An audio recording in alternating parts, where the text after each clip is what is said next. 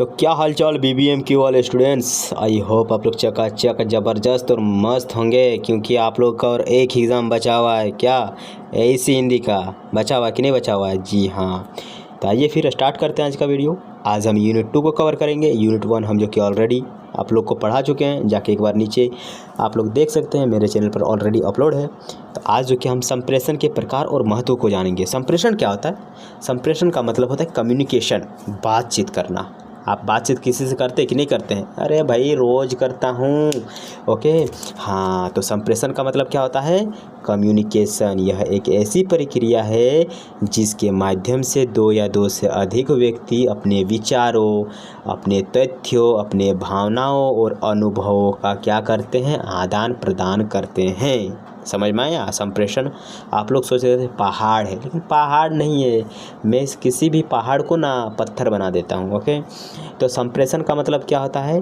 एक ऐसी प्रक्रिया है जिसमें दो या दो से अधिक व्यक्ति अपने विचारों, अपने तथ्यों, भावनाओं को एक दूसरे से साझा करते हैं। क्या करते हैं कि नहीं? आप करते हैं, इसीलिए तो आप इतना सोशल मीडिया यूज़ करते हैं।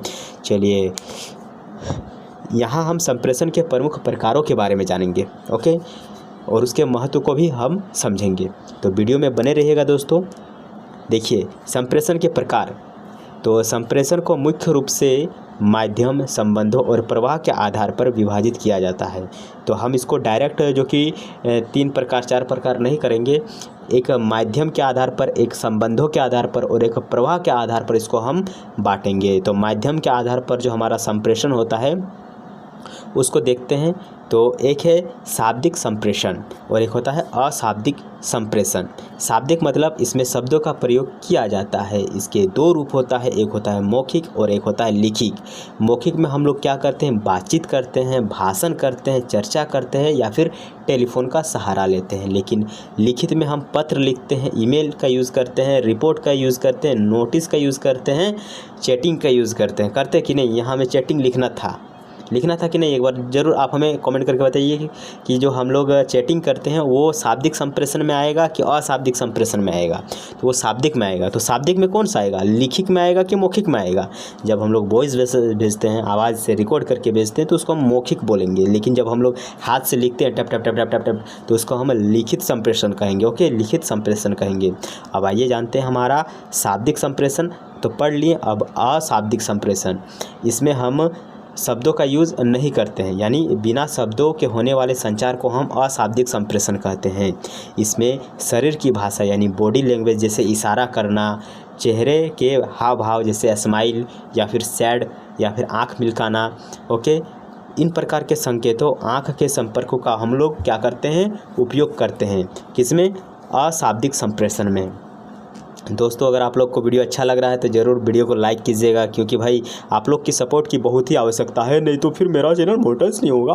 हाँ, मोनेटाइज कराने के लिए आप लोग की सपोर्ट बहुत ही आवश्यक है। ओके, तो फटाफट जो भाई इस वीडियो को देख रहे हैं, एक बार ज़रूर आप हमें सपोर्ट करें और यानी सब्सक्राइब करें। ओके, तो आइए जानते हैं संबंधों के आधार पर संप्रेषण के प्रकार। तो एक है औपचारिक संप्रेषण और एक है अनौपचारिक संप्रेषण। औपचारिक मतलब होता है फॉर्मल, यानी जो हम लोग ऑफिस मतलब स्टैंडर्ड, और इनफॉर्मल मतलब जो बिना स्टैंडर्ड का होता है, ऐसे ही धोती कुर्ता पहन के निकल गया, और स्टैंडर्ड मतलब एकदम कोट टाई लगा के।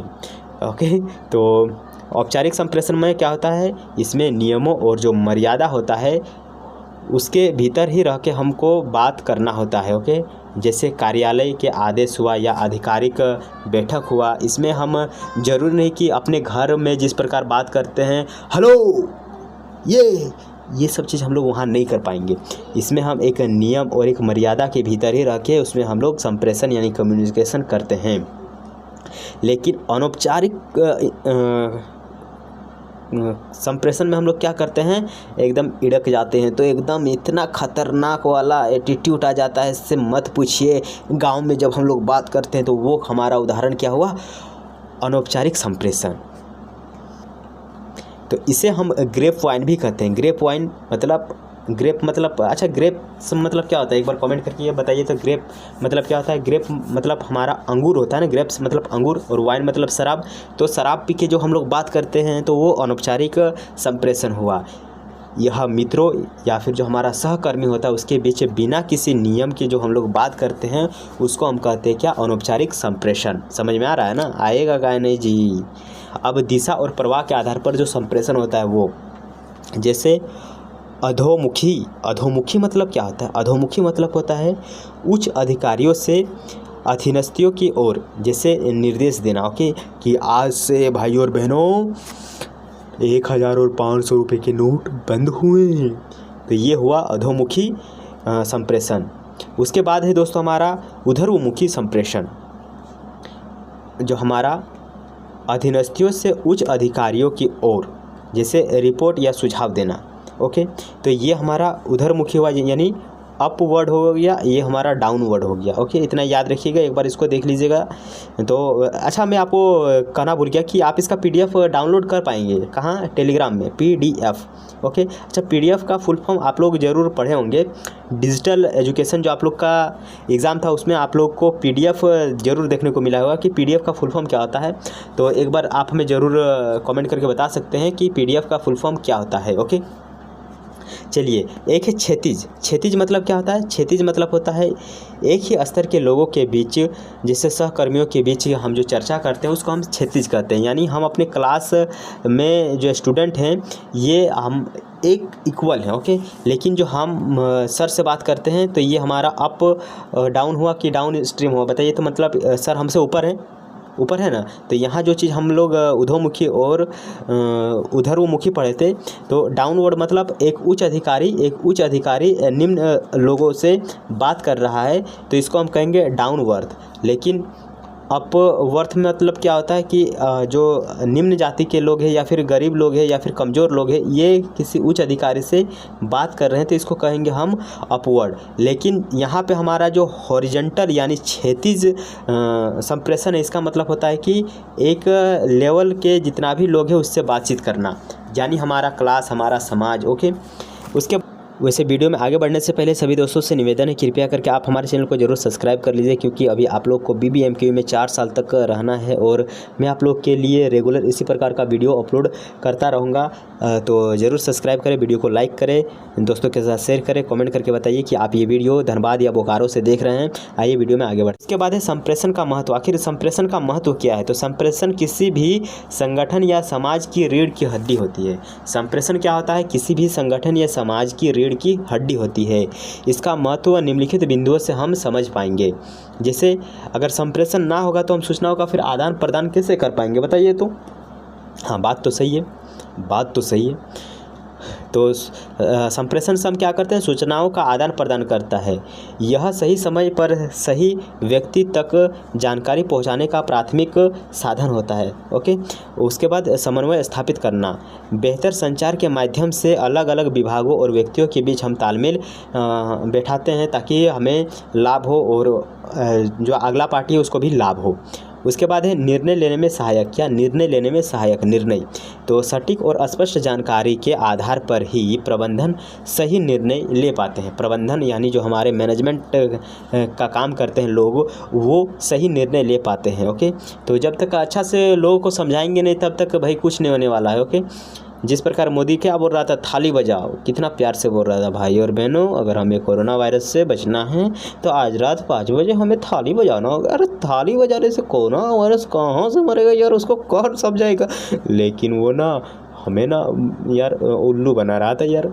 वो क्या एक नहीं था पीके फिल्म में क्या था, पीके फिल्म में कुछ एक डायलॉग था ना, क्या था एक बार बताइएगा। पीके फिल्म में कुछ डायलॉग जो कि आमिर खान बोल रहा था, क्या बोल रहा था, याद आने पर बताऊंगा। ओके, उसके बाद हमारे पास मनोबल और प्रेरणा। प्रभावी संप्रेषण से कर्मचारियों और छात्रों का मनोबल बढ़ता है। अगर हम अच्छा से बात करेंगे, प्रभावी संप्रेषण करेंगे तो कर्मचारी हुआ, जैसे ऑफिस में जो हेड होता है, ओके, MD होता है, जैसे बड़े बड़े ऑफिस में होता है ना, जैसे कि HR लोग, उन लोग कर्मचारियों से इतना अच्छा से बात करता है ना, से उसका यार मनोबल बढ़ जाता है कि भाई तुम आज शाबाश, बहुत बढ़िया काम किए हो, शाबाश, इसी प्रकार काम करते रहो, बहुत जल्दी तुम एलन मस्क बन जाओगे। अरे भाई 6000 के काम में कौन एलन मस्क बनेगा, बताओ तो। लेकिन इतना अच्छा से वो बोलता है। हाँ, कपड़ा वाला कभी आप लोग दुकान गए कपड़ा खरीदने के लिए? क्या बोलता है, एकदम हीरो जैसा लग रहे हो, आमिर खान, शाहरुख खान लगते हो कि नहीं? हाँ, वैसा ही बोलता है। तो वो क्या बोलता है, संप्रेषण से मनोबल और प्रेरणा बढ़ता है, क्योंकि उन्हें अपनी भूमिका और लक्ष्यों की स्पष्ट जानकारी होती है कि क्या बोलने से लोग कैसे प्रभावित होंगे। यस और नो? Yes yes yes. तो दोस्तों लाइक ज़रूर करें। उसके बाद है मानवीय संबंधों का निर्णय। अच्छा संवाद गलतफहमियों को दूर करता है। जब हम अच्छा से बात करते हैं तो गलतफहमी जो है ये दूर होता है और आपसी विश्वास एवं सहयोग को बढ़ावा मिलता है। उसके बाद हमारे पास नेतृत्व क्षमता का विकास। नेतृत्व क्षमता, अच्छा, हमारा जो धनबाद बोकारो में एक फेमस नेता जो कि उभर के आया है, उसका नाम क्या था? जयराम महतो ना, जयराम महतो। तो उसका नेतृत्व की क्षमता का विकास कैसे हुआ पता है? उसका संप्रेषण अच्छा था, यानी वो लोगों से अच्छा बात कर पाता था, लोगों को अच्छा समझा पाता था, इसलिए वो नेतृत्व का क्षमता अपने पास रखता था। तो एक प्रभावी नेता वही होता है जो अपने विचारों को स्पष्टता के साथ दूसरों के सामने रख सके। समझ में आएगा का नहीं? टाइगर जब आपको पढ़ाता है ना तो भाई सब कुछ समझ में आएगा। चलिए, संप्रेषण की प्रक्रिया के प्रमुख तत्व। आखिर संप्रेषण की प्रक्रिया के प्रमुख तत्व क्या होता है? तो हम कैसे एक आदमी से बात करेंगे, तो बात करने का भी एक तरीका होता है, एक कला है, बात करना भी एक कला है। तो संप्रेषण को पूर्ण तब माना जाता है जब प्रतिपुष्टि यानी फीडबैक प्राप्त होता है। Feedback, okay, feedback. जब तक मैं आप लोग को बोलूँगा नहीं कि भाइयों और बहनों आप लोग क्या खा रहे हैं, भाई चावल खा रहे हैं, तो जब तक आप चावल नहीं बोलिएगा तब तक हमारा संप्रेषण पूर्ण नहीं है, अधूरा है। ओके, तो इसीलिए बोलता हूँ कि मैं आप लोग के बीच जो क्लास लेके आ रहा हूँ तो उसको आप लोग ज़रूर लाइक कीजिए, कमेंट कीजिए, शेयर कीजिए, ताकि हमारा संप्रेषण क्या हो, पूर्ण हो। मैं जो बात कर रहा हूँ ये भी एक प्रकार का संप्रेषण ही है। तो संप्रेषण को पूर्ण तब माना जाता है जब प्राप्ति पुष्टि होता है, यानी फीडबैक प्राप्त होता है। इसके मुख्य चरण है। अच्छा, चरण मतलब वही चरण क्या? अच्छा, एक चरण नाम का कोई हीरो है ना? कौन चरण है? चरण एक नाम का हीरो है, बताइएगा, जो RR फिल्म में था, RRR। अच्छा, ये RR फिल्म में 3 को R का ही यूज़ किया गया था। तो पहला इसमें चरण है क्या? प्रेषक मतलब सेंडर, यानी विचार भेजने वाला। जैसे मैं आप लोग को विचार भेज रहा हूँ कि RR में 3 बार क्या था। उसके बाद संदेश, मैसेज। मुख्य सूचना क्या है? मैं आपको RR आखिर पढ़ाया क्यों? ये मुख्य सूचना मैं आपको क्यों देगा? क्योंकि चरण नाम का शब्द से जुड़ा है और चरण हीरो था उसमें, शायद नहीं था, लेकिन नाम मुझे याद नहीं है। उसके बाद माध्यम, जिसे रास्ते से हमें संदेश जाए, जिस रास्ते से हमें संदेश जाए, ओके, तो उसको हम माध्यम कहते हैं। जैसे आप हमें मुंह से लिख के बोलिए, मुंह से बोलिए, या फिर लिख के बोलिए, टाइपिंग करके बोलिए, या फिर कुछ भी कीजिए, लेकिन किसी भी माध्यम में मेरे तक संदेश पहुंचना चाहिए। ओके, तो एक है विचार भेजने वाला, एक है मुख्य सूचना, और एक है रास्ते, यानी आप किस में भेज रहे हैं। ओके, उसके बाद है प्राप्त करता, मैं प्राप्त करता हूँ, जैसे संदेश प्राप्त करना, ओके, संदेश प्राप्त करना। और एक है प्रतिपुष्टि, यानी फीडबैक, यानी संदेश मिलने की पुष्टि, जिसको आप अगर सब्सक्राइब करेंगे मेरे चैनल को तो एक मैसेज आएगा, तो इससे हमें फीडबैक मिलेगा कि हाँ दोस्तों के पास ये वीडियो जो कि पहुंच रहा है। ओके, तो संप्रेषण जो कि हमारा ख़त्म हुआ। उसके बाद दोस्तों आज हम फिर न्यू टॉपिक एक पढ़ेंगे, निबंध लेखन। निबंध लेखन, हाँ, 10 क्लास में आप लोग को याद है 10 नंबर मिला था, 10 या 15 नंबर का था, एक बार याद कीजिए। तो निबंध लिखने से आपको कितना नंबर मिल रहा था, एक बार जल्दी से कमेंट कीजिए फटाफट। ओके, तो निबंध लेखन मतलब क्या होता है? निबंध लेखन मतलब होता है, निबंध लेखन को हम कहते हैं ऐसे राइटिंग। यह एक ऐसी कला है जिसमें किसी भी विषय पर अपने विचार, तर्क, गाय अच्छा, मुझे गाय याद आया, गाय, GAY, काव। ओके, तो सर लोग क्या बोलता था कि गाय के ऊपर निबंध लिखो, तो हम लोग क्या लिखते थे? गाय काला होती है, गाय सादा होती है, गाय घास खाती है, गाय का 4 पैर होता है। तो ये हम लोग अपना विचार और तर्क और ज्ञान जो कि लिखते थे। तो क्या इसी प्रकार निबंध आपको लिखना है BA में? बताइए, तो ऐसा कभी नहीं लिखना है। अगर आपको बोलेगा कि गाय के ऊपर या महात्मा गांधी के ऊपर निबंध लिखो तो आप लोग ऐसा बिल्कुल नहीं कीजिएगा। ओके, थोड़ा सा अट्रैक्टिव लिखना है। ओके, तो आइए स्टार्ट करते हैं फिर से। ओके, तो निबंध लेखन, ओके निबंध लेखन एक ऐसी कला है जिसमें किसी भी विषय पर हम अपना विचार देते हैं, तर्क देते हैं, ज्ञान को एक व्यवस्थित और प्रभावशाली ढंग से प्रस्तुत किया जाता है। एक अच्छा निबंध ना केवल जानकारी देता है बल्कि पाठकों यानी जो पढ़ता है उसको सोचने पर भी मजबूर कर देता है कि बच्चा तो कुछ तो सही लिखा है। ओके, यहाँ हम दोस्तों निबंध लिखने के प्रमुख अंगों और एक आदर्श निबंध लिखने के चरण पर हम विचार करेंगे। ओके, तो आप लोग 10 क्लास के जैसा निबंध बिल्कुल नहीं लिखिएगा, थोड़ा सा प्रोफेशनल तरीके से हमें निबंध लिखना है। वही मैं आपको चरण बताऊंगा, स्टेप बताऊंगा कि आप कैसे लिख पाएंगे। तो निबंध के प्रमुख अंग आपको पहले जानना है कि निबंध में हमें क्या क्या देना है। किसी भी श्रेष्ठ निबंध को मुख्य रूप से 3 भागों में विभाजित किया जाना चाहिए।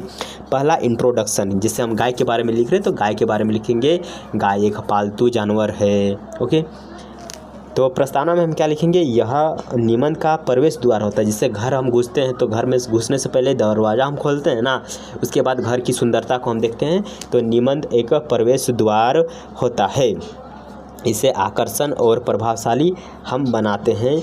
इसमें विषय का परिचय दिया जाता है कि आखिर हम किस चीज़ पर लिख रहे हैं और पाठक की जिज्ञासा हम जगाएंगे। ओके, किसी कविता की पंक्ति होता है, पंक्ति यानी लाइन्स होता है, मुहावरे होता है या प्रसिद्ध कथन होता है, इसकी शुरुआत करना बेहतर होता है। तो हम बोलेंगे क्या कि गाय जो है ये भारत का या फिर पूरे विश्व का सबसे पूजनीय पशु है। ओके, तो ये कहावत हो गया, प्रसिद्ध कथन हो गया। प्रसिद्ध कथन इस प्रकार जब हम जुड़ेंगे इसमें लिखेंगे तो क्या होगा, जो पढ़ने वाला है उसको थोड़ा सा पढ़ने में अच्छा लगेगा। उसके बाद हम मुख्य बॉडी में आएंगे।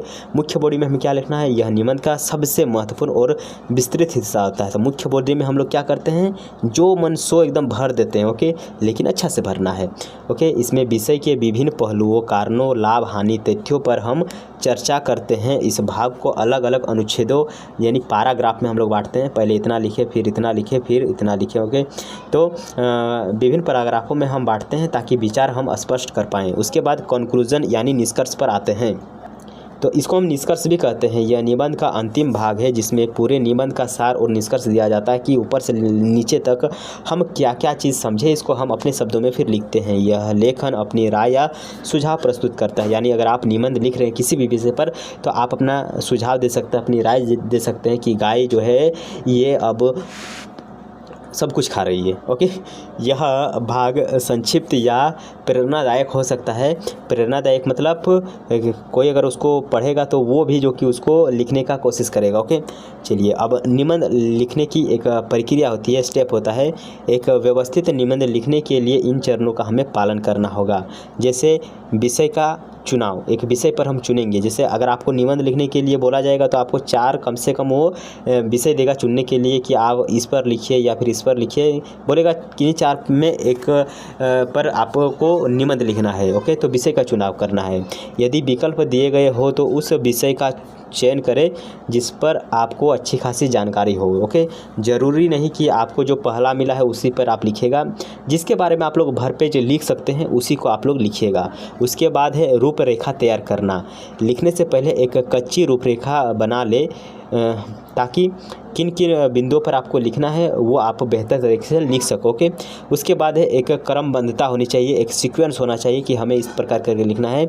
विचारों में प्रवाह होनी चाहिए। एक पैराग्राफ दूसरे से जुड़ा हुआ महसूस होना चाहिए। ज़रूरी नहीं कि आप लोग एक वो यहाँ लिखें और दूसरा यहाँ लिखें, इस पर तो यहाँ इतना बड़ा गैप रह गया, इसका क्या मतलब है बताइए। तो एक साथ जुड़ा हुआ रहना चाहिए और एक अच्छा भाषा होना चाहिए, भाषा और शैली होनी चाहिए। सरल भाषा में आपको लिखना है, स्पष्ट लिखना है और व्याकरणों की जितना भी नियम है उन सब चीज़ों को इसमें अप्लाई करना है। बहुत कठिन शब्दों का यूज़ आपको नहीं करना है। जैसे हम संस्कृत पढ़ते थे और कठिन कठिन शब्द आता था ना, उस प्रकार के शब्दों का आपको यूज़ नहीं करना है, एकदम सरल शब्दों का यूज़ करना है।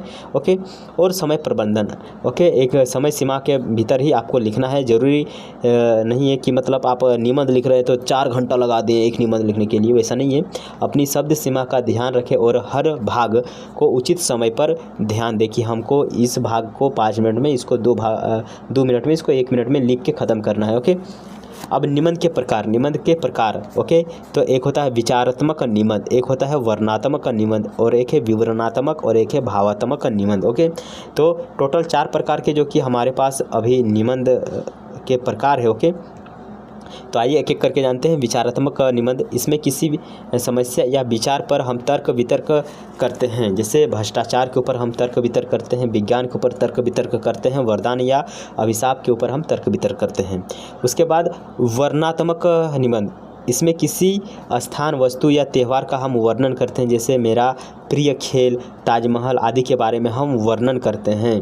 उसके बाद हमारे पास है विवरणात्मक निबंध, इसमें ऐतिहासिक घटनाओं या यात्रा जो हम लोग करते हैं उसका हम लोग विवरण देते हैं। जैसे मेरी पहली रेल यात्रा, इसको हम विवरण एकदम स्पष्ट शब्दों में लिखते हैं। उसके बाद है भावात्मक निबंध, जो हृदय की भावनाओं और अनुभवों पर आधारित हो। जैसे हमारा परोपकार ओके, और मातृत्व प्रेम, इन सब चीज़ों के बारे में जब हम लोग लिखते हैं तो जो हमारी हृदय की भावना होती है, अनुभव होता है, उसी के आधार पर हम लोग लिखते हैं ओके। दोस्तों आप लोग को समझ में आ रहा है कि नहीं आ रहा है? अगर आ रहा है तो एक लाइक कीजिए। जो दोस्त अभी तक हमारे इस चैनल को लाइक नहीं किए हैं जरूर लाइक कीजिए और चैनल को सब्सक्राइब करें, क्योंकि अभी आप लोग को 4 साल हमारे साथ कंटिन्यू रहना है ओके। और अगर आपको ढेर सारा ज्ञान चाहिए तो ज़रूर कमेंट करके बताइएगा। चलिए, तो एक हमारे पास प्रभावशाली निबंध लिखने के लिए कुछ टिप्स है, वो मैं आपके साथ अभी शेयर कर रहा हूँ। तो एक है उद्धरणों का प्रयोग, प्रसिद्ध व्यक्तियों के विचार या जो काव्य होता है उसके पंक्तियों का हमें उपयोग करना चाहिए, ताकि जो निबंध है उसकी गुणवत्ता बढ़ सके। जैसे महात्मा गांधी ने क्या कहा था, महात्मा गांधी के जो कथन है, सुभाष चंद्र बोस के जो कथन है, और खून मांगो आज़ादी देंगे, दिल्ली चलो, ये जो प्रसिद्ध कथन है, व्यक्तित्वों के जो विचार है, इन सब चीज़ों को अगर हम अपने निबंध में ऐड करते हैं तो हमारा जो निबंध है ये एक क्वालिटी वाला दिखेगा। उसके बाद है हमारा पुनरावृत्ति से बचे। पुनरावृत्ति मतलब बार बार एक चीज़ को हमें दोहराना नहीं है कि गाय घास खाती है, गाय घर में रहती है, तो गाय गाय नहीं लिखना है, बल्कि गाय की जगह में यह यूज़ करना है, यह ओके, यह। इससे पुनरावृत्ति जो होता है, रिपीटेशन होता है, इससे हम बचते हैं। उसके बाद हमको यूज़ करना है क्या, तथ्यात्मक शुद्धता। यदि आप कोई आंकड़े या ऐतिहासिक तिथि दे रहे हैं तो सुनिश्चित करें कि वो सही हो। ज़रूरी मतलब हमारे झारखंड के बच्चों लोग क्या करता है, इतिहास का अगर कोई चीज़ वो लिख रहे हैं तो वो ऐसे ही में 1950 लिख देंगे। यार समझो पहले 1950 में क्या हुआ था, वो सही है कि नहीं है। तो अगर आप कोई चीज़ सही मतलब लिखना चाहते हैं तो डेट को भी सही लिखें ना, सिर्फ पेज भरने के लिए वो कुछ भी करते हैं। उसके बाद आपको निष्कर्ष लिखना है। निष्कर्ष में यदि निबंध का शीर्षक यानी जो टाइटल है ये स्वयं आप दे रहे हैं तो उसे छोटा या आकर्षक रखें। शीर्षक मतलब हमारा हो गया टाइटल, शीर्षक का मतलब क्या हो गया, टाइटल ओके, टाइटल। तो टाइटल को आपको क्या रखना है, एक छोटा रखना है और आकर्षक रखना है। जैसे कि मैं अगर आपको बोलूँ कि मोबाइल के बारे में, तो आप लोग क्या लिखिएगा, मोबाइल वेरी यूज़फुल ओके, क्या लिखेगा बताइए। तो अगर मैं आपको बोलूँ कि मोबाइल के बारे में आपको निबंध लिखना है तो आप मोबाइल के बारे में टाइटल क्या रखोगे बताइए, टाइटल मोबाइल के बारे में टाइटल क्या रखोगे। तो आप जो कि वो कमेंट कीजिए। आइए, सोशल मीडिया आधुनिक युग का वरदान और अभिशाप, एक हमारे पास निबंध है, इसको जो कि अभी मैं आपके साथ डिस्कस करूंगा कि किस प्रकार आपको निबंध लिखना है सोशल मीडिया के ऊपर। ये वेरी इंपॉर्टेंट जो कि निबंध है, ये आने की संभावना 100% है ओके। इसको एक बार आप लोग कॉपी में ज़रूर लिखिएगा, PDF में आप लोग को दे दूँगा, टेलीग्राम चैनल में PDF आपको मिलेगा ओके। तो आपको सोशल मीडिया जो है इसके आधुनिक वरदान और अभिशाप के बारे में निबंध लिखने के लिए अगर कहा जाए तो आपको इस तरह लिखना है। पहले एक आपको रूपरेखा प्रस्तुत करना है जिसमें आपको प्रस्तावना लिखना है, सोशल मीडिया के विभिन्न रूपों के बारे में लिखना है, फेसबुक, इंस्टाग्राम, यूट्यूब के बारे में लिखना है, व्हाट्सएप के बारे में लिखना है। वरदान के रूप में यानी हमारा जो सोशल मीडिया है इसका क्या बेनिफिट है, और अभिशाप के रूप में यानी सोशल मीडिया से हमें क्या क्या हानि हो रहा है, हमें बहुत ही ज़्यादा टाइम जो कि इसमें खींच रहा है ओके, और विद्यार्थियों पर क्या प्रभाव पड़ रहा है, विद्यार्थी ऑनलाइन पढ़ रहे हैं ओके, और लास्ट में हम निष्कर्ष देंगे ओके। तो इन 6 पॉइंटों में हम जो कि इस निबंध को कंप्लीट करेंगे, तो वीडियो में बने रहिएगा, काफ़ी इंपॉर्टेंट है। मैं आपको तरीका बताऊंगा कि आप कैसे निबंध को लिख पाएंगे। तो आइए हम इंट्रोडक्शन यानी प्रस्तावना, तो प्रस्तावना को जो कि हम स्टार्ट कर रहे हैं, लिखेंगे क्या, विज्ञान ने मनुष्य को पंख दिए हैं पर यह मनुष्य पर निर्भर करता है कि वह ऊंची उड़ान भरता है या फिर गर्त यानी नीचे गिरता है। तो मोबाइल जो कि एक अच्छा ही है, बट अब यह मनुष्य के ऊपर निर्भर करता है कि वो उड़ान भर रहा है उससे या फिर नीचे गिर रहा है। आज का युग सूचना क्रांति का युग है। इस क्रांति का सबसे सशक्त सिपाही सोशल मीडिया है। फेसबुक, व्हाट्सएप, इंस्टाग्राम, यूट्यूब जैसे माध्यमों ने दुनिया को एक ग्लोबल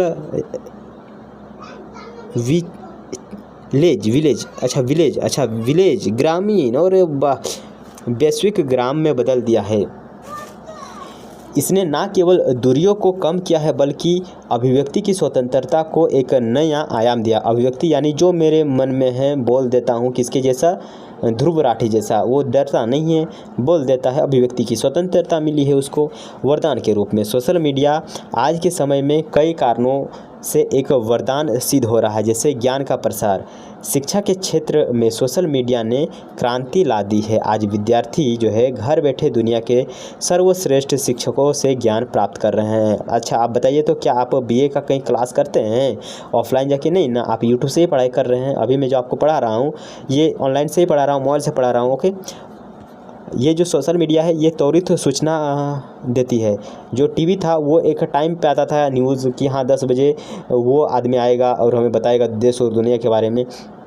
लेकिन जैसे सोशल मीडिया आया, ये त्वरित सूचना जो कि दुनिया भर में फैला रहा है। दुनिया के किसी भी कोने पर घटित होने वाली घटनाओं की जानकारी पलक झपकते ही हम तक पहुंच जाती है। उसके बाद ये है हमारा प्रतिभा का मंच। अगर हमें किसी चीज़ पर टैलेंट है तो उस टैलेंट को हम सोशल मीडिया पर पब्लिश करते हैं। जैसे हमारा ये आदमी अभी था ना, इसका नाम क्या था यार? हाँ धूम था ना, धूम दिल ना दिया ले बेटा।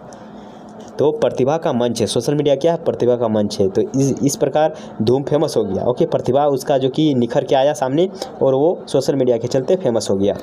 तो प्रतिभा का मंच है। इसमें आम आदमी को अपनी प्रतिभा जैसे गायन, लेखन, कला दिखाने के लिए एक स्वतंत्र मंच मतलब स्टेज प्रदान किया, जहाँ किसी गॉड फादर की आवश्यकता नहीं है। गॉड फादर जैसे हमारा फिल्मी दुनिया में गॉड फादर होता है जो कि उसको हीरो बनाने में हेल्प करता है, लेकिन यहाँ किसी गॉड फादर की आवश्यकता नहीं है। सामाजिक जागरूकता, मानवाधिकार, पर्यावरण सुरक्षा, संरक्षण हो गया और हमारा जो सामाजिक न्याय जैसे मुद्दे पर जनमत तैयार करने के लिए ये बहुत ही इम्पॉर्टेंट है। ओके, तो सामाजिक जागरूकता जो कि इससे आता है, हम लोग वीडियो बनाते हैं, क्या गंगा साफ़ होना चाहिए, तो वीडियो बना के जो कि ये चीज़ हम लोगों से पूछते हैं। उसके बाद इसका कुछ नकारात्मक नेगेटिव इम्पैक्ट भी है। एक सिक्के का दो पहलू होता है। अगर हम सिक्के को उछालते हैं तो ज़रूर नहीं कि वो हर बार चीत ही आए, उसका पट भी आ सकता है, यानी हेड और टेल कुछ भी आ सकता है। ओके, इसका नकारात्मक पक्ष भी है। तो जो सोशल मीडिया है ये हमें फेक न्यूज़ ज़्यादा दिखाता है। क्या सोशल मीडिया अफवाहों का सबसे बड़ा केंद्र बन चुका है। इससे कई बार सांप्रदायिक और सामाजिक जो हमारा झगड़ा है ये फैल जाता है। फिर गोपनीयता का खतरा, निजी जानकारी की चोरी और साइबर बुलिंग जैसी समस्याएं गंभीर रूप से अभी हमें सोशल मीडिया के चलते देखने को मिल रहा है। अच्छा, आपको कभी कॉल आया है कि मैं बोल रहा हूं केबीसी से, आपका 1 करोड़ रुपया जो कि अकाउंट में क्रेडिट होने वाला है, तो आप मुझे 500 रुपया भेजिए। ऐसा कभी आपको कॉल आया है? बताइएगा। तो एक बार मेरा एक बार आया था, तो मैंने बोला कि आप जहाँ से आए हैं ना वहीं से मैं भी हूँ ऐसा आपको धमकाना है। ओके, तो धनबाद वाले जो कि स्टूडेंट इसको अच्छा से रिलेट कर पाएंगे। ओके, चलिए। समय की बर्बादी होती है। युवा पीढ़ी घंटों रील्स और स्कोरिंग में अपना बहुमूल्य समय नष्ट कर रही है, जिससे उनकी उत्पादकता कम हो रही है। वो खेलने में अगर ज़्यादा समय देते तो वो आने वाले समय में विराट कोहली, महेंद्र सिंह धोनी आदि बन सकते थे, लेकिन स्कोरिंग में उसको क्या मिल रहा है? कुछ नहीं मिलेगा। ओके, उसकी उत्पादकता जो है, प्रोडक्टिविटी जो है वो समाप्त हो रही है। फिर है मानसिकता जो है, मानसिक स्वास्थ्य उसका बिगड़ रहा है। दूसरों के कृत्रिम जीवन में अपनी तुलना करने के कारण युवाओं में अवसाद और हीन भावना बढ़ रही है। जैसे सौरभ जोशी के पास 4 गाड़ी है, मेरे पास 4 व्हीलर नहीं है, कुछ नहीं है। तो इस प्रकार बच्चे लोग रील्स देखते हैं और अपने आप को फिर कोसते हैं। तो इससे क्या होता है? मानसिक स्वास्थ्य उन लोग का बिगड़ता है। अब विद्यार्थी जीवन और सोशल मीडिया, तो हमारे पास जो बीए के स्टूडेंट हैं जिनको मैं पढ़ा रहा हूँ, उन स्टूडेंट के लिए, उच्च शिक्षा के विद्यार्थियों के लिए यह एक दुधारी तलवार है। दुधारी तलवार मतलब दो धार, यानी इधर भी कहीं से भी आप लोग मर्डर कीजिए आपको बेनिफिट मिलेगा। जहाँ एक और यह शोध पत्र, ई बुक्स और हमारा जो प्रतियोगी परीक्षाओं की तैयारी में सहायक है, वहीं दूसरी ओर एकाग्रता भंग करने की सबसे बड़ी कारण भी है। डिजिटल साक्षरता का अभाव विद्यार्थियों को भटकाव की ओर ले जा सकता है। ओके, भटकाव, लेकिन भटकना नहीं है, बुलाती है मगर चाहने का नहीं। वो आदमी मर गया यार, अच्छा बोल रहा था। ओके, चलिए अब निष्कर्ष हम क्या, आखिर निष्कर्ष किस चीज़ का लिख रहे हैं बताइए तो। सोशल मीडिया, इसका बेनिफिट और उपयोग के बारे में जो हम लोग निबंध लिख रहे थे, वही चीज़ हम लोग अभी कंटिन्यू कर रहे हैं। अब निष्कर्ष इसका लिखेंगे और समाप्त करेंगे। हम निबंध इतना देर से पढ़ रहे थे पागल, निष्कर्ष हम लोग लिखेंगे क्या? सोशल मीडिया स्वयं में ना बुरा है और ना अच्छा है, यह पूरी तरह उपयोग पर निर्भर करता है। जी हाँ, यह एक ऐसी अग्नि है जिससे घर को रोशन भी किया जा सकता है और जलाया भी जा सकता है। यदि हम विवेकपूर्ण तरीके से समय सीमा निर्धारित कर इसका उपयोग करें तो यह मानव सभ्यता के लिए विकास का सबसे बड़ा सोपान सिद्ध होगा। हमें डिजिटल डिटॉक्स और सही जानकारी की परख को अपने जीवन का हिस्सा बनाना होगा। जी यस, हमको। अच्छा, आप लोग का स्क्रीन टाइम कितना है? स्क्रीन टाइम एक बार चेक कीजिए तो आपका स्क्रीन टाइम कितना है। मैं देखना चाहता हूं कि जो दोस्त इस वीडियो को देख रहे हैं, जो भाई इस वीडियो को देख रहे हैं, उनका स्क्रीन टाइम कितना है। सबसे कम किसका है वो मैं देखना चाहता हूं और सबसे ज़्यादा किसका है। ओके, चलिए अब पत्र लेखन, तो हम ऊपर निबंध लेखन पढ़ रहे थे, अब हम पत्र लेखन को आपसे चर्चा करेंगे कि पत्र लेखन क्या होता है। ओके, तो पत्र लेखन जो होता है, जिसको हम लेटर राइटिंग भी कहते हैं, विचारों के आदान प्रदान का एक अत्यंत प्रभावशाली और प्राचीन माध्यम है। आधुनिक युग में डिजिटल संचार के बावजूद प्रशासनिक और जो हमारा औपचारिक कार्य होता है उसमें अभी भी हमारा पत्र लेखन का बहुत ही ज़्यादा महत्व है। अगर आप ऑफिस में जॉब करेंगे और अगर आपको छुट्टी चाहिए तो आप व्हाट्सएप में नहीं लिखिएगा सर मैं कल नहीं आऊँगा, बल्कि आपको एक स्पेशल पत्र लिखना होगा कि आप कल क्यों नहीं आ रहे हो। अगर आपका बैंक में कुछ गड़बड़ है तो आपको पत्र लिखने के लिए बोला जाएगा। इसीलिए दोस्तों, हमारा पत्र लेखन अभी भी बहुत ही महत्वपूर्ण हिस्सा है। ओके, तो पत्र लेखन के प्रकार, कितने प्रकार का पत्र लेखन होता है? तो पत्र लेखन का पहला प्रकार है औपचारिक यानी फॉर्मल, जो कि हम लोग ऑफिस में, स्कूल में आदि में देते हैं। ओके, ये पत्र उन लोगों को लिखे जाते हैं जिन्हें हमारा कोई व्यक्तिगत संबंध नहीं होता है, यानी वो हमारा ना ही कोई मौसी का लड़का है, ना ही चाचा है, ना ही पापा है, कोई नहीं है। तो जो हमारे रिलेशन में नहीं है उससे बाहर के लोगों को अगर हम पत्र लिखते हैं तो उसको हम कहते हैं औपचारिक पत्र। ओके, इसमें भाषा मर्यादा और स्पष्ट होनी चाहिए। एक मर्यादा में रह के हमें लिखना चाहिए और एक स्पष्ट तरीका से लिखना चाहिए। तो औपचारिक पत्र में हम प्रार्थना पत्र, आवेदन पत्र देते हैं। तो प्रार्थना पत्र यानी आवेदन पत्र, जिसमें हम प्रधानाचार्य अधिकारियों को छुट्टी या नौकरी के लिए पत्र लिखते हैं। उसके बाद है संपादकीय पत्र। समाचार पत्र के संपादक को किसी भी सामाजिक समस्या के बारे में अगर हमें लिखना है कि हमारे गांव में पानी नहीं आ रहा है, हमारे गांव में बिजली नहीं आ रहा है, तो कृपया आके इस चीज़ के बारे में एक बार जाँच कीजिए। तो अगर उसको हम पत्र लिखेंगे तो उसको हम कहेंगे संपादकीय पत्र। ओके, उसके बाद हमारा व्यावसायिक पत्र, जिसमें हमें सामान मंगवाने या फिर व्यापारिक पूछताछ के लिए जब हम किसी प्रकार का पत्र लिखते हैं तो उसको हम कहते हैं क्या? व्यावसायिक पत्र। ओके, उसके बाद है हमारा कार्यालयी पत्र। सरकारी विभागों के बीच होने वाले पत्रों को, जो हम सरकारी विभागों में पत्र लिखते हैं, उसको हम कहते हैं क्या? कार्यालयीय पत्र। ओके, चलिए अब हमारे पास आता है अनौपचारिक पत्र। कैसा भी लिख दो यार, पहुंचना चाहिए गांव वाले को, भाई को, पापा को, किसी के पास पहुंच जाए यार, लेकिन पढ़ देगा वो। ओके, और वो आपको डांटेगा नहीं। लेकिन ऊपर वाला अगर आप ऐसा वैसा लिखेंगे भाई भगा देगा, बोलेगा ये कौन सा पत्र है, हटाओ। तो अनौपचारिक पत्र में क्या होता है? ये आप मित्रों को लिखते हैं, संगी साथियों को लिखते हैं, अपने परिचित मामा, चाचा, ताई आदि सब को लिखते हैं। इसमें भाषा आत्मीय और व्यक्तिगत हो सकती है। ओके, उदाहरण के लिए माता पिता को पत्र लिखना, मित्र को बधाई पत्र लिखना या फिर किसी रिश्तेदार को निमंत्रण देना। तो इस प्रकार के हम अनौपचारिक पत्र का यूज़ करते हैं।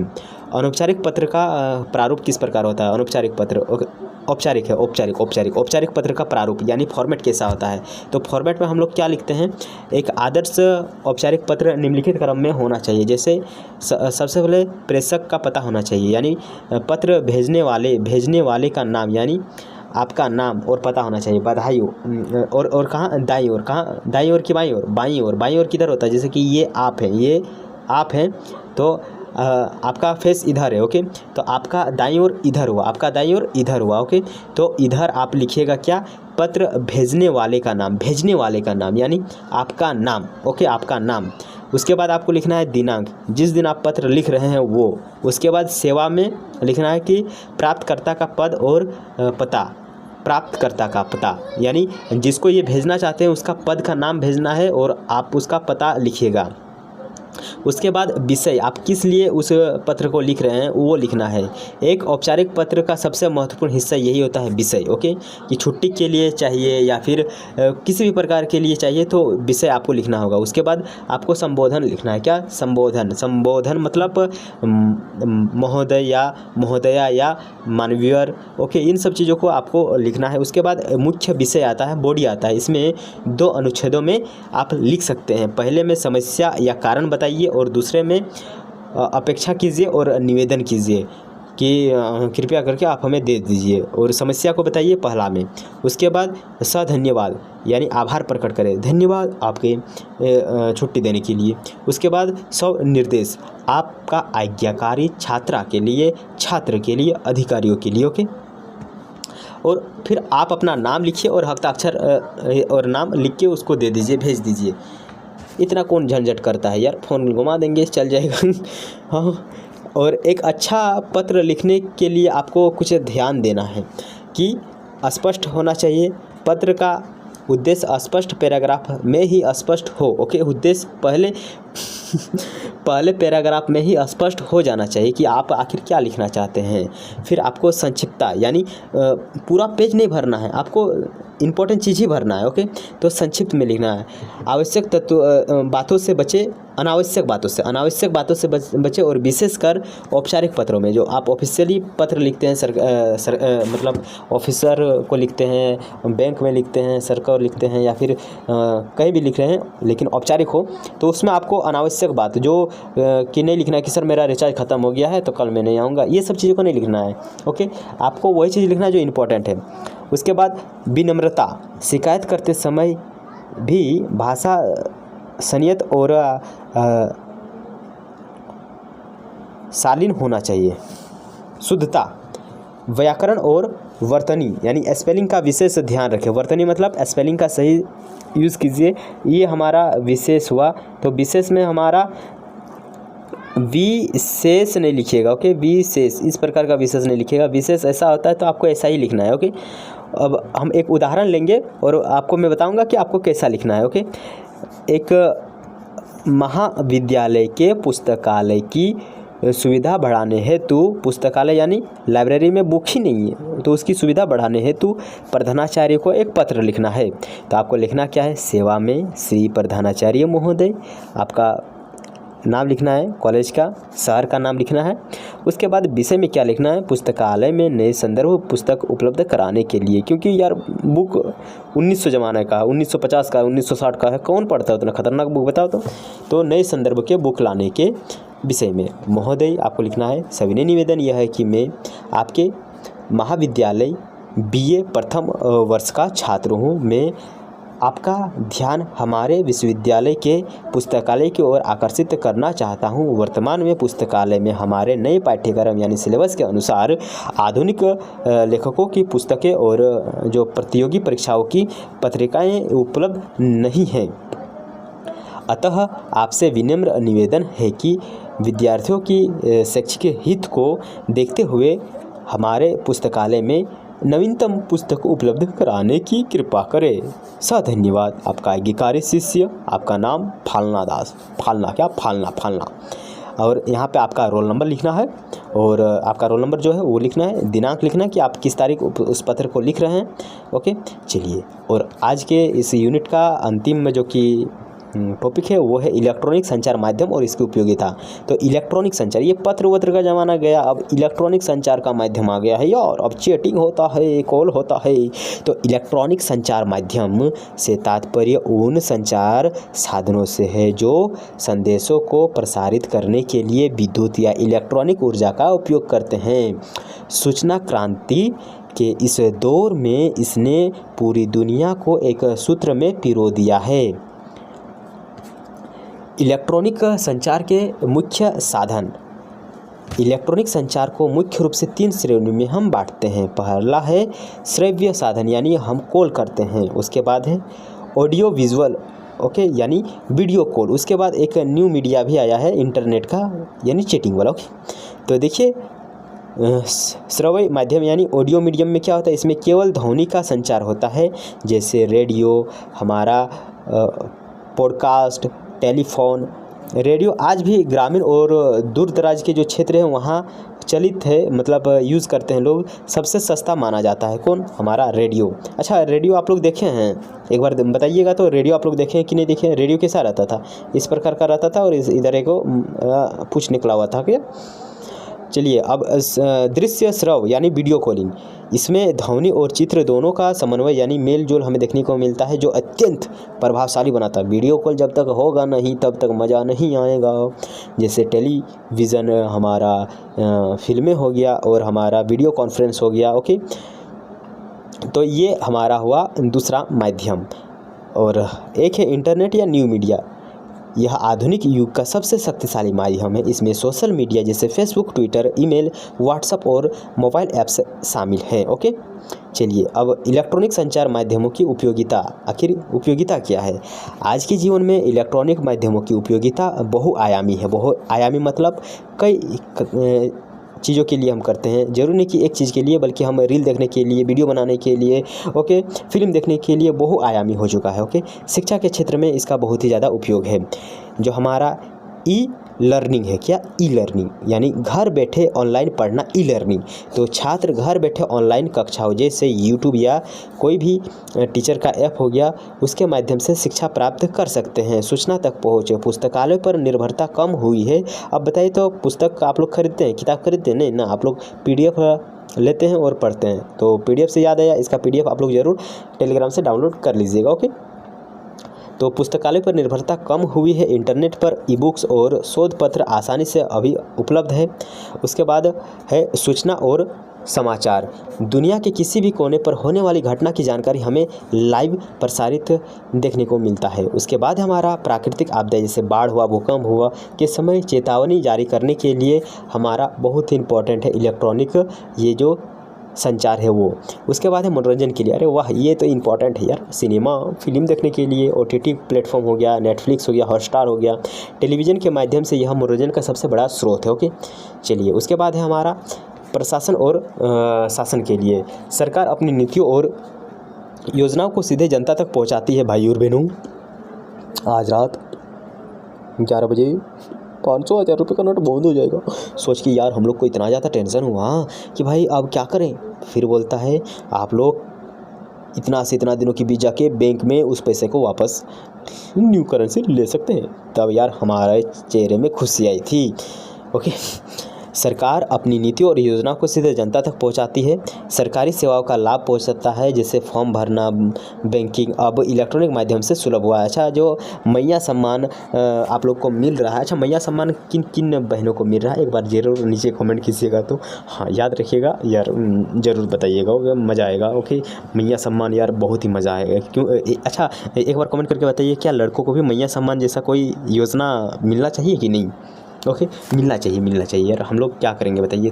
तो सरकारी योजना, अच्छा भूल गया, मैया सम्मान जो अभी आप लोग को मिल रहा है, अगर इलेक्ट्रॉनिक अगर ये 4G 5G का युग नहीं होता तो आप लोग को पैसा फिर बैंक में जाके लेना पड़ता। बैंक आपको महीना में, एक सप्ताह में, सप्ताह में चेक करना पड़ता है कि आया कि नहीं पैसा, ओके। तो ये ऑनलाइन ज़माना में आप लोग को थोड़ा सा बेनिफिट मिल रहा है मैया सम्मान का जल्दी ही, ओके। चलिए आर्थिक और व्यापारिक महत्व, ई कॉमर्स, ऑनलाइन खरीदारी। अच्छा मीशो से आप लोग कौन कौन सामान मंगाते हो, फ्लिपकार्ट से कौन कौन मंगाते हो बताइए तो। और मैक्सिमम आप महीना में कितना ऑर्डर कर लेते हो। तो ये जो हमारा ऑनलाइन ख़रीदारी हुआ, व्यापार करने के लिए हम इसका यूज़ करते हैं। ओके, विज्ञापन के माध्यम से उत्पादों का प्रचार और प्रसार करते हैं। अब पोस्टर कोई नहीं बनाता है, अब ऑनलाइन विज्ञापन देता है। अब इसका कुछ चुनौती और सीमाएं भी हैं। यहाँ इसकी उपयोगिता अपार है, बट चुनौतियाँ भी सीमित हैं। ओके, भ्रामक चुनौतियाँ है, जैसे फेसबुक पर हमें फेक न्यूज़, यूट्यूब में फेक न्यूज़ आदि देखने को मिलता है। डिजिटल डिवाइस, आज भी कई क्षेत्रों में इंटरनेट या बिजली की पहुंच ना होने के कारण लोग इन सुविधाओं से वंचित हैं। बहुत सारा ऐसा गाँव है जहां अभी तक इन सब चीज़ों की पहुंच नहीं हुई है। साइबर अपराध बढ़ा है, डाटा चोरी हो रहा है, पैसा बैंकों से उड़ जा रहा है। ओके, और निष्कर्ष है कि इलेक्ट्रॉनिक संचार माध्यम आधुनिक सभ्यता का अनिवार्य अंग बन चुका है। यह न केवल सूचनाओं का वाहक है, बल्कि सामाजिक परिवर्तन का एक सशक्त औजार भी है। यदि इसका उपयोग जिम्मेदारी और समझदारी के साथ किया जाए तो यह विकास की गति को कई गुना बढ़ा सकता है। ओके दोस्तों, तो ये जो कि हमारा यूनिट 1 एंड यूनिट 2, अच्छा इसमें टोटल यूनिट कितना था आप लोग को पता है? एक सेकंड में यूनिट 1 यूनिट 2 कंप्लीट कर दिया हूँ, और मैं आप लोग को लाइव प्रूफ जो कि बता रहा हूँ कि इसमें टोटल आपका यूनिट 2 ही था। यूनिट 1 जो कि हम नेक्स्ट वीडियो में, मतलब ऑलरेडी एक वीडियो में कंप्लीट कर चुके हैं, और यूनिट 2 जो आज हम कंप्लीट किए, तो इसका PDF आप लोग ज़रूर टेलीग्राम से डाउनलोड कर लीजिएगा। आइए मैं आपको बताता हूँ कि आप इसका अगर आप यहाँ तक पहुँच गए हैं तो मैं आपको याद दिला देता हूँ, ये जो हमारा चैनल है स्पेशल BBMKU वाले स्टूडेंट के लिए डिज़ाइन किया गया है। यहाँ आपको सभी सब्जेक्ट का लेक्चर यानी वीडियो देखने को मिलेगा, PDF आपको फ्री ऑफ कॉस्ट मिलेगा। तो चैनल को ज़रूर सब्सक्राइब करें, दोस्तों के साथ शेयर करें, वीडियो को लाइक करें और कमेंट करके बताइए कि आप ये वीडियो कहाँ से देख रहे हैं। आइए मैं आपको PDF कहाँ अपलोड है वो दिखाता हूँ, ताकि आप आसानी से PDF को डाउनलोड करके रिविज़न कर पाएंगे। तो दोस्तों, हमारा टेलीग्राम चैनल का नाम है BBMKU हब। यहाँ हम जितना भी क्लासेस करते हैं उसका PDF आप लोग को प्रोवाइड करते हैं। देख सकते हैं यहाँ पर ASC हिंदी सेमेस्टर 1 नाम से ऑलरेडी आपका PDF अपलोडेड है, जाके डाउनलोड कीजिए और फटाफट रिवीजन कीजिए। देख सकते हैं वही चीज़ है जो हम आपसे मतलब आपको पढ़ाए थे, वही चीज़ें। ओके, तो फटाफट जाके इसको डाउनलोड कीजिए और रिवीजन कीजिए। बेस्ट ऑफ लक आपके एग्ज़ाम के लिए। मिलते हैं एक अनदर वीडियो में, तब तक के लिए take care and bye bye.